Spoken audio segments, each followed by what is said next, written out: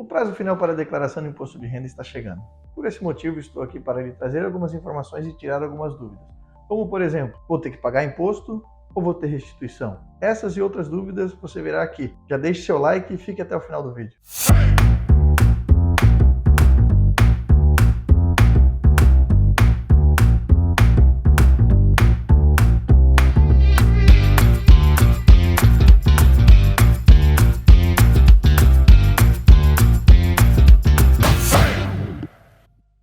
Seja bem-vindo ao canal da Fisco.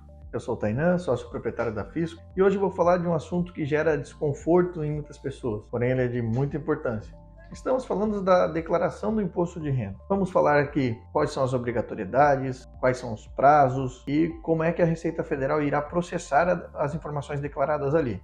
O imposto de renda nada mais é do que um tributo federal que incide sobre o rendimento das pessoas físicas no Brasil, seja recebido do próprio Brasil ou seja recebido do exterior. Dentro da declaração do imposto de renda também pode haver os rendimentos isentos, assim como rendimentos com tributação exclusiva, aqueles que já foram tributados na fonte e não têm nenhuma forma de restituição, e devem ser declarados, além da renda da pessoa física, o patrimônio também dessa pessoa física. Deve ser incluído na declaração bens imóveis, dados como conta corrente, aplicações financeiras, investimentos, veículos, tudo que é patrimônio da pessoa física. A declaração deve ser enviada dentro do prazo estabelecido pela Receita Federal. Se enviada fora do prazo, ela pode incidir multa caso você esteja obrigado a realizar a declaração naquele ano. Após o recebimento da declaração, a Receita Federal irá analisar as informações ali informadas pelo contribuinte. Caso ela julgue necessária a apresentação de documentos, ela irá notificar o cliente colocando ele na lista de malha fina. Caso a Receita Federal analise e não julgue necessária a apresentação de documentos, ela irá colocar como processada e apurar se o contribuinte tem direito à restituição ou não, no qual ela vai colocar na fila de restituição, ou vai apurar se tem imposto a pagar, no qual o contribuinte tem que pagar dentro dos prazos legais. Vejam essas situações e as dúvidas mais frequentes de nossos clientes. Primeiro, estou obrigado a declarar imposto de renda? A obrigação para declarar imposto de renda é definida pela Receita Federal. Ela tem algumas regras. A primeira delas é se você tem renda no ano anterior, nesse caso desse ano, a renda em 2022, acima de R$ 28.559,70, você é obrigado a declarar. Ou outra hipótese de obrigatoriedade é caso você tenha renda isenta ou tributação exclusiva, ou na soma delas, acima de 40 mil em 2022. Também você está obrigado a declarar. Outra hipótese de obrigatoriedade está também nos bens. Caso você tenha mais de 300 mil em bens, isto é, não é o valor de venda do bem, ou seja, você pode ter comprado um imóvel em 2005 por 50 mil e hoje o valor de venda dele está em 500 mil, que é acima dos 300. Mas para a Receita Federal o que importa é o custo de aquisição do bem. Então, pelo fato de você ter adquirido ele alguns anos atrás pelo valor de 50 mil, não gera obrigatoriedade de declarar em razão dele. Outra regra de obrigatoriedade é se você tem rendimento rural acima de R$ 142.798,50. E ainda existe uma última regra de obrigatoriedade, que é com relação a investimento em bolsa de valores. Essa, inclusive, sofreu uma alteração nesse ano, pois até a declaração do ano 2022 era obrigado todo mundo que teve movimentação em bolsa de valores. Já agora, para a declaração 2023 e 2022, só está obrigado aqueles que tiveram movimentação acima de 40 mil em bolsa de valores, ou que dentro das suas operações tiveram lucro na venda de ações. Como declarar os imóveis no imposto de renda? Para declarar o imóvel, você vai ter que declarar lá dentro da ficha de bens e direitos e deverá incluir vários dados relativos ao imóvel. Nós temos o hábito de solicitar ao cliente a escritura do imóvel ou o contrato de compra e venda ou documento de aquisição, porque deve constar no imposto de renda a descrição completa do bem, deve constar o endereço completo, deve constar o número da inscrição imobiliária no município, que isso se encontra lá no carnê de IPTU, assim como a data de aquisição e o valor de aquisição, além do número do registro da matrícula do imóvel e o cartório ao qual ela está registrada. É importante também informar os dados da aquisição do bem, se foi comprado à vista, se foi comprado a prazo, se foi comprado financiado, além da descrição do bem e dos dados já mencionados. Com relação ao valor, há um detalhe bem importante. Para declarar o imóvel, você deve declarar o valor que você tem desembolsado até aquele momento. Eu falo isso principalmente para os imóveis que foram comprados a prazo, pois, diferente dos imóveis que foram comprados à vista, como por exemplo, comprou o imóvel por 50 mil, você vai manter aquele valor de 50 mil pro resto da vida até que haja alguma alteração nele, seja a venda, ou seja, uma ampliação com a devida averbação. Contudo, um imóvel que é comprado a prazo, seja através de financiamento bancário, ou seja, através de contrato particular com o vendedor, você deve informar o valor que você efetivamente pagou naquele ano. Como, por exemplo, se você comprou esse imóvel em julho de 2022, pelo valor de 100 mil, sendo que foi com uma entrada de 50 mil, e o saldo parcelado em 50 meses de R$1.000, por exemplo, para fechar o valor redondo. Como é que você irá declarar o valor desse bem? Você irá somar tudo que foi pago dentro do ano 2022. Então, como nesse exemplo, ele pagou 50 mil de entrada em julho e depois, a partir de agosto, já começou a pagar os R$1.000 de parcela. Então, ele pagou mais R$1.000 em agosto, setembro, outubro, novembro e dezembro, mais 5 mil. Então, o imóvel vai começar o ano que você declara 31 de dezembro de 2021, valor zero, e 31 de dezembro de 2022, valor de 55 mil. No próximo ano, na próxima declaração do imposto de renda, a gente vai aumentar esse valor conforme os pagamentos dentro do ano que está sendo declarado. Então, por exemplo, no imposto de renda 2024 2023, vai ter mais R$12.000 de pagamento, R$1.000 por mês, e então vai começar o ano com 55 mil e irá terminar com 67 mil. Após a quitação, vai manter o valor assim como um imóvel comprado à vista. Chegou no valor de 100 mil, a partir daquele ano você vai sempre repetindo o valor até zerar. Caso você comprou um imóvel financiado e o valor que você pagou pelo financiamento for superior ao valor que conste lá na escritura, você deve declarar aquele valor total do financiamento, mesmo que ele seja superior ao registro do documento. Porque o que importa para a Receita Federal no momento da declaração é o desembolso efetivo por aquele bem. Se houver a venda dentro do ano calendário, o certo é inicialmente você fazer a declaração do GCAP. Essa declaração ela deve ser feita até o mês seguinte da operação. Ou seja, em caso de você ter vendido um imóvel dentro de 2022, por exemplo, no mês de outubro, você teria que ter declarado essa venda através do GCAP até novembro de 2022. Por quê? Porque se houver imposto no ganho de capital, ele vai vencer no último dia útil do mês subsequente ao da venda. Ou seja, numa venda realizada em outubro de 2022, o imposto já estaria vencido em 30 de novembro de 2022. Se você deixou para declarar apenas no imposto de renda agora de 2023, você já vai ter incidência de juros e multa pelo atraso no pagamento, pois o imposto já está vencido desde novembro de 2022. Então teria todos esses meses de juros e multa para pagar. Além da declaração do GCAP, você também deve declarar essas informações no imposto de renda da pessoa física anual, na declaração de ajuste anual. Por quê? Porque essa declaração vai consolidar as informações declaradas no GCAP. E é a partir desse momento que a Receita Federal vai tomar conhecimento se o valor pago de imposto lá em 2022 está correto ou não. O valor a ser pago de imposto através da venda de um imóvel é apurado através do GCAP e incide a alíquota de 15% do ganho de capital. O que é o ganho de capital? Se você pagou 50 mil no imóvel e vendeu ele por 100 mil, você teve um ganho de capital de 50 mil. Sobre esses 50 mil, irá incidir a alíquota de 15%. Contudo, não significa que você irá pagar exatamente 15% desse valor. Por quê? A Receita Federal tem algumas regras que elas vão diminuindo a base de cálculo conforme o tempo que você possui esse imóvel. E você pode acabar pagando menos do que 15% do ganho de capital, em razão dessas regras de redução, em razão do tempo que você possui esse bem. Quais rendimentos isentos a gente declara no imposto de renda? Existem vários rendimentos isentos, não são tão comuns como a renda oriunda do trabalho, a qual é tributável, mas existem muitas rendas isentas que te obrigam a declarar, como por exemplo, como eu citei anteriormente no ganho de capital, essas regras de redução elas estão garantindo alguma isenção dentro da venda do imóvel. Se esse valor passar de 40 mil, você está obrigado a declarar imposto de renda. Além disso, rendimentos como poupança, rendimentos para quem recebe pensão alimentícia de algum filho ou propriamente então, um ex-cônjuge, está obrigado, e se esse valor passa dos 40 mil, está obrigado a declarar.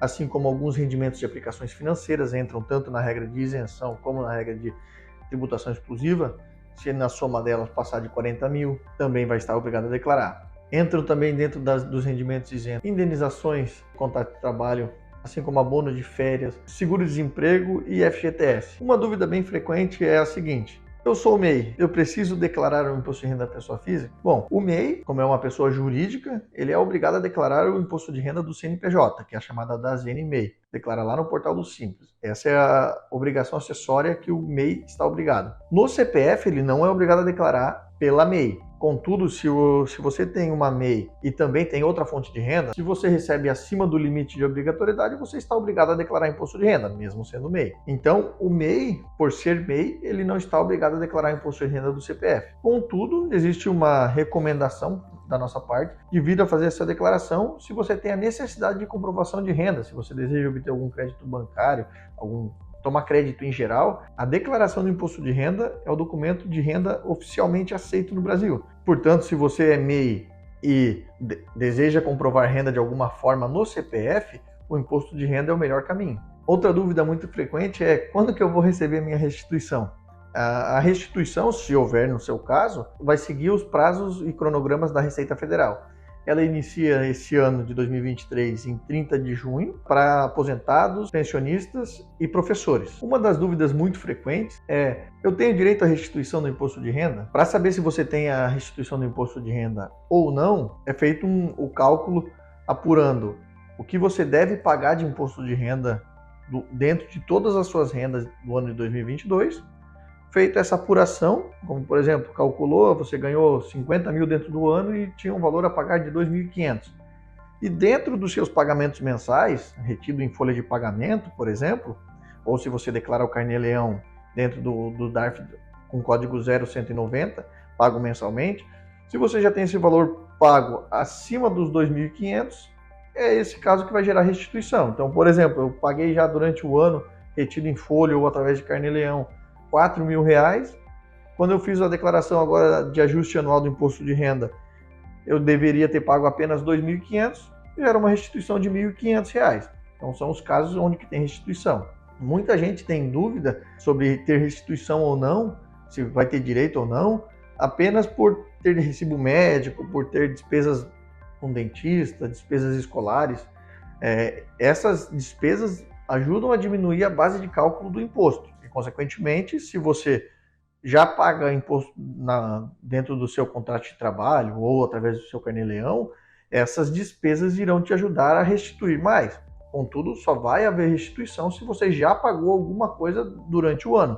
Quem não paga imposto de renda durante o ano, retido na folha de pagamento ou através do Carnê-Leão, não tem direito à restituição. Pois a restituição só existe para aqueles que a Receita Federal já possui o dinheiro do teu imposto pago e entende que esse valor pago foi a maior do que você deve, e aí então a Receita Federal lhe devolve esse valor, ela restitui esse valor para você. A restituição ela segue os prazos legais definidos pela Receita Federal. Então o primeiro prazo agora em 2023 para recebimento é em 30 de junho.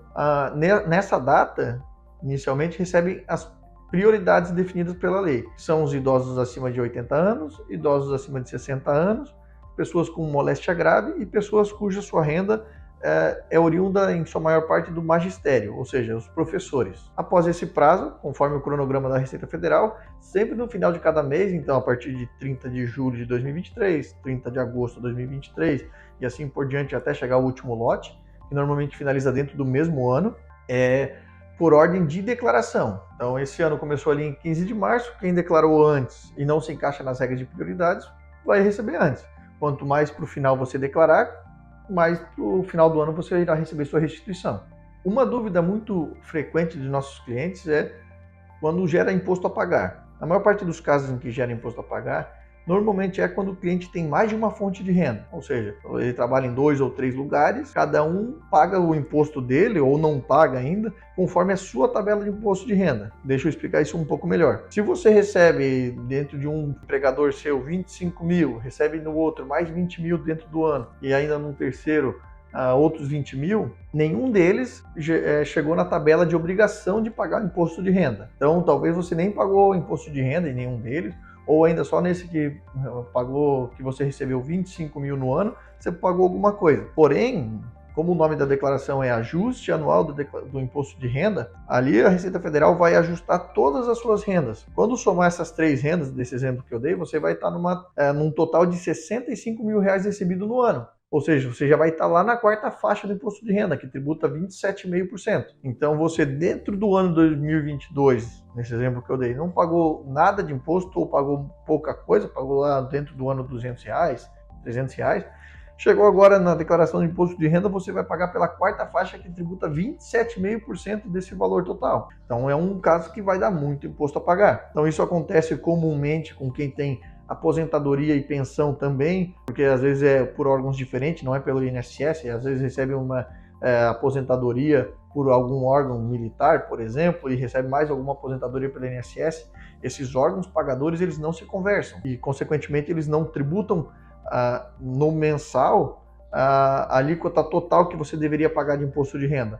E quando chega agora no ajuste anual do imposto de renda, somando todas as suas fontes de renda, você paga uma alíquota maior do que você pagou durante o ano. Em razão disso, você acaba tendo um imposto a pagar. Outra dúvida muito frequente dos nossos clientes são: qual a diferença entre a declaração completa para a declaração simplificada? Ela é muito simples. As duas elas utilizam a mesma tabela do imposto de renda. Contudo, na declaração simplificada, como o próprio nome diz, ela se torna mais simples. Por quê? Ela vai pegar o total da sua renda tributável, vai tirar 20%, ou seja, vai considerar 80% apenas da sua renda, e esse 80% ela vai jogar na tabela de imposto de renda. Como, por exemplo, se você ganha dentro do ano R$50 mil, ele vai tirar 20% disso, ou seja, R$10 mil, e vai tributar apenas 40 mil, que representa 80% da renda total.